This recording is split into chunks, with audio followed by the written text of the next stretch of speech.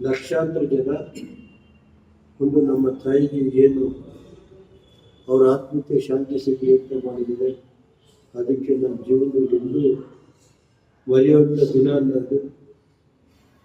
ಕಳೆದ 3 ದಿವಸದಿಂದ ನೀವು ಮಾಡ್ತಿದ್ದದ್ದು ನಮ್ಮ ಪೂಜೆಗೆ ಮೊನ್ನೆ ಆಯಿತು, ನಿನ್ನೆ ಪೂಜೆ, ಮೊನ್ನೆ ಇತ್ತು ಪೂಜೆ, ಮೊನ್ನೆಯಿಂದ ವಿಷ್ಣು ಶಾಸ್ತ್ರ ಮತ್ತು ಈಶ್ವರನ ಇದಕ್ಕೆ 2 ಶುರು ಮಾಡಿದೆ.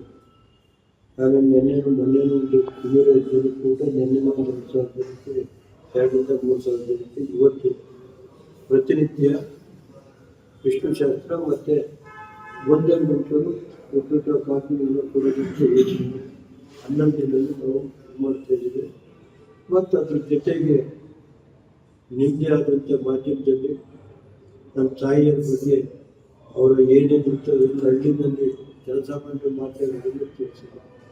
ಅದಕ್ಕೆ ನಾನು ಪ್ರಿಂಟ್ ಮೀಡಿಯಾ, ಎಲೆಕ್ಟ್ರಾನಿಕ್ ಮೀಡಿಯಾದಕ್ಕೆ ರಾಜ್ಯ ಮಟ್ಟದಿಂದ ಜಿಲ್ಲಾ ಮಟ್ಟ ಎಲ್ಲ ನಾವು ಜೀವನದಲ್ಲಿ ಮರೆಯಲ್ಲ.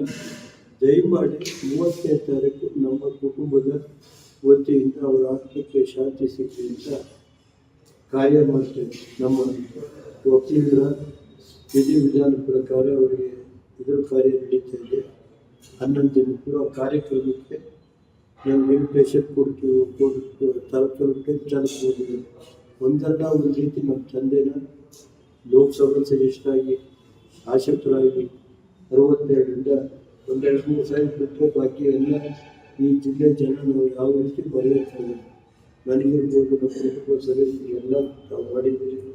ಅದಕ್ಕೆ ತಾವೆಲ್ಲ ಬರಬೇಕು. ರಾಜ್ಯದ ಜನತೆ, ರಾಮನಗರ ಇರ್ಬೋದು, ಮಂಡ್ಯ ಜಿಲ್ಲೆ ಇರ್ಬೋದು, ತುಮಕೂರು ಜಿಲ್ಲೆ ಇರ್ಬೋದು, ಮೈಸೂರು ಜಿಲ್ಲೆ, ಕೋಲಾರ ಜಿಲ್ಲೆ, ಎಲ್ಲ ರಾಜ್ಯದ ಎಲ್ಲ ಜಿಲ್ಲೆಗಳಿಂದ ದೇವೇಗೌಡರಿಗೆ ನಮ್ಮ ಕುಟುಂಬ ನಮ್ಮ ತಾಯಿ ಯಾರು ಮದುವೆ, ಯಾರು ಸತ್ತೋಗಿರುತ್ತೆ ಅದಕ್ಕೆಲ್ಲ ಕಾರ್ಯಕ್ರಮಕ್ಕೆ ಅವ್ರಿಗೆ ಎಷ್ಟೊತ್ತಾದ್ರೂ ಒಂದು 10 ನಿಮಿಷ ಇನ್ವಿಟೇಷನ್ ಕೊಟ್ಟರೆ ಬಂದು ಹೋಗೋದು, ಅವ್ರ ಕೈಯಲ್ಲಿ ಮೊಯ್ಯ ಹಾಕೋದು, ಅಥವಾ ಯಾರೋ ಕಷ್ಟ ದಿನಗಳಲ್ಲಿ ಯಾರಿಗೂ ಗೊತ್ತಿಲ್ಲ ಮಾಡೋದು. ಪೂಜೆ ಆದ್ಮೇಲೆ ಬಂದು ಕೂತ್ಕೊಂಡು ಹೇಳ್ಕೊಂಡು ಅವ್ರು ಊಟ ಮಾಡಿದ್ರೆ ಎಂದೂ ಕಳಿಸಿಲ್ಲ. ಯಾರನ್ನಾರು ಬೇಕಾದ್ರೆ ವಿಚಾರ ಮಾಡಿ ಇಡೀ ರಾಜ್ಯದಲ್ಲಿ ಚೆನ್ನಾಗಿ ಬರ್ಕೈಲಿ ಒಂದು ಅನ್ನ ತಿಂದು ಬಂದಿದ್ದೀವಿ. ಆ ಥರ ಬೆಳ್ಕೊಂಬಂದು ಸಭೆ ಅಷ್ಟು ಇದು ಮಾಡಿಬಿಟ್ಟು ನಮಗೆ ದುಃಖ ತಡೆಯೋಕ್ಕಾಗಲ್ಲ. ನಮ್ಮ ತಾಯಿ ಕಳ್ಕೊಂಡಿದ್ದೀವಿ.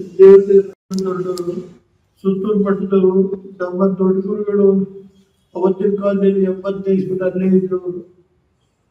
ಅಲ್ಲೇ ಕೊಡಗಿಸ್ಕೊಂಡಿದ್ದು ವಾಸ ಇದ್ದು. ಅವರು 4-5 ವರ್ಷ ಕೊಡಗಿಸ್ಕೊಂಡಿದ್ದು ವಾಸ ಇದ್ದು. ನಮ್ಮ ತಂದೆ ತಾಯಿಗಳು ಒಂದು 5-6 ವರ್ಷ ಪಿರಿಯಡ್ ಇಷ್ಟ ಇತ್ತು.